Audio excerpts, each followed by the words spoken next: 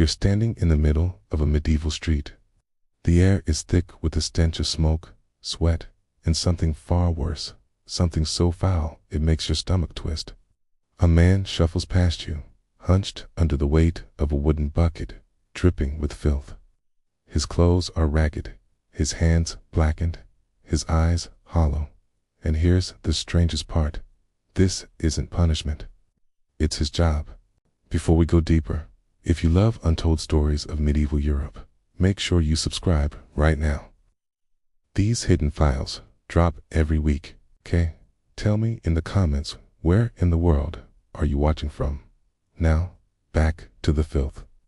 This man is a gong farmer, one of the weirdest, most disgusting, and yet most necessary professions in the Middle Ages. His job, to climb down into cesspits, shovel out human waste by the ton, and haul it away under cover of night. A job so revolting, entire towns would look the other way as he passed. A job that paid better than most honest labor, but at a cost you won't believe. The Middle Ages were not clean. Streets ran with mud, animals roamed freely, and chamber pots were emptied from windows with a careless splash. But beneath castles, monasteries, and taverns lurked something worse, deep pits built to hold years of accumulated waste, cesspits, the hidden underbelly of medieval life. And someone had to clean them. Enter the gong farmer. By day, he was invisible, often forbidden from public places, so he wouldn't spread his stench. He went to work, lowering himself into pits of human excrement with nothing more than a shovel, a bucket, and a torch. The smell clung to his skin. No amount of washing could remove it.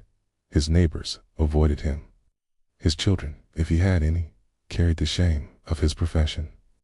And yet, gong farmers earned more in a single night than many peasants made in a week. Danger and disgust were the price of survival. But here's the thing. Gong farmers weren't the only strange workers in medieval Europe. The Middle Ages were full of bizarre jobs that sound almost unbelievable today. Have you ever heard of a leech collector? Women waded into marshes with bare legs, letting blood-sucking leeches cling to them until their bodies were covered.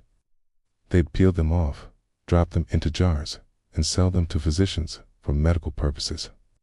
The work was dangerous, the infections constant, and yet it fed a medical industry obsessed with balancing humors.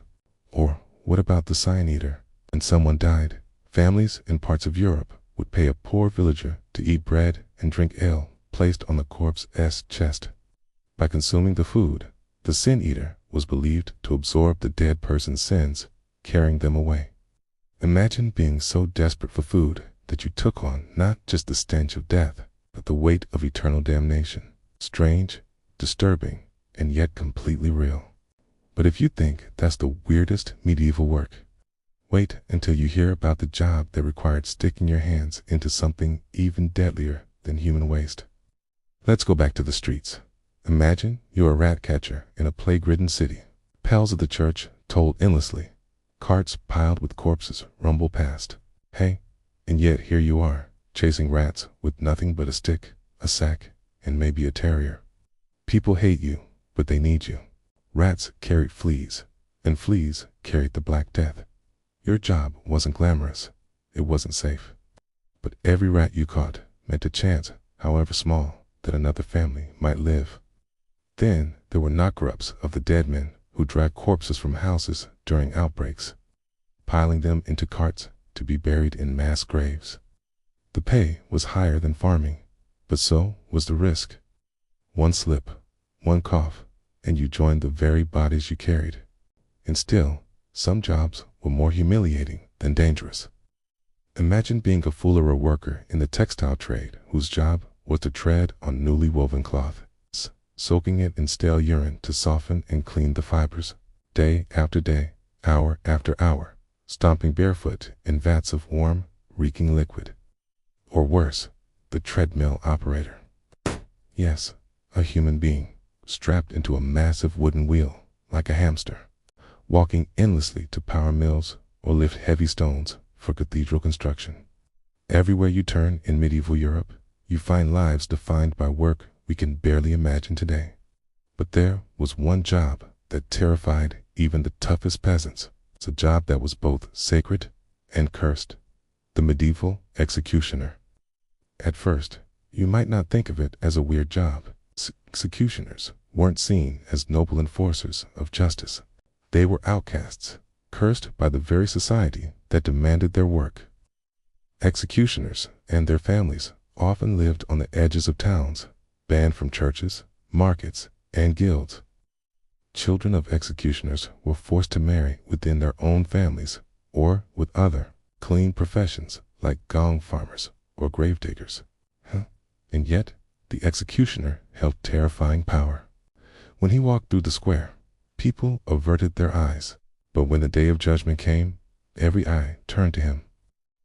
The axe glinted, the rope tightened, the fire roared. One swing, one mistake, and the crowd would turn on him. His job was to kill, but also to entertain. The spectacle of death was theater, and the executioner was both actor and director. Imagine the pressure of holding a sword above a trembling prisoner, knowing that if you missed, you wouldn't just botch the execution, you'd bring shame on your name for generations. And still, there was one job even stranger, a job so rare, most people today don't even believe it existed. Have you ever heard of the whipping boy? In royal courts, princes were considered too sacred to be punished. If a young prince misbehaved, his tutor or guardian couldn't lay a hand on him. So instead, another boy, usually of noble but lower rank, was raised alongside him. This boy was beaten whenever the prince did wrong. The idea was simple: seeing his friend suffer would teach the prince discipline. Imagine being that boy. You grew up in luxury, shared meals and lessons with royalty. But at any moment, you could be dragged forward and whipped for someone else's sins. Loved, yet sacrificed. Educated, yet expendable. It was one of the strangest arrangements in medieval history, both cruel and ingenious. So, what was the weirdest medieval job? Gong farmers shoveling filth in the dark, sign eaters swallowing the dead's sins, executioners cursed by society. Good. Or the boy who suffered for a king. The truth is, medieval life was built on jobs we would never dare to do today. Jobs that remind us just how far we've come and how much people once endured just to survive. If you thought this job was strange, wait until you hear about the medieval dancing plague that drove entire towns insane. Subscribe so you don't miss the next Untold file.